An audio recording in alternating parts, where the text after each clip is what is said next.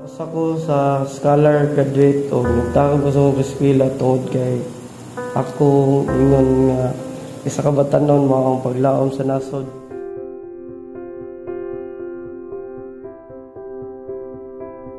Ay, ako dahil si Jerry Luis Yapso Chong sa scholar sa IBN sa Atlas.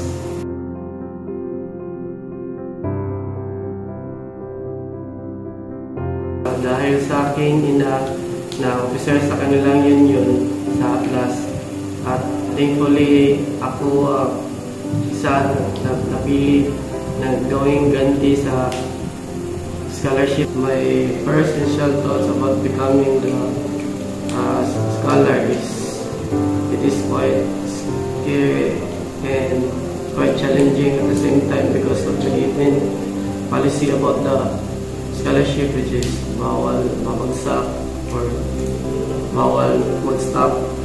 Kaya ginawa ko na lang strength ang aking fear.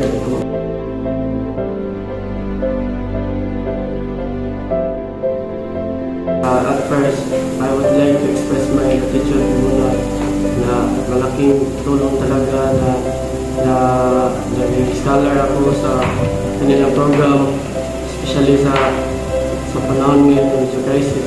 Malaking tulong talaga financially and also nagbigay sa akin ng motivation para makatapos. Here is Yapso Chong, proud to be Woodbridge Scholar.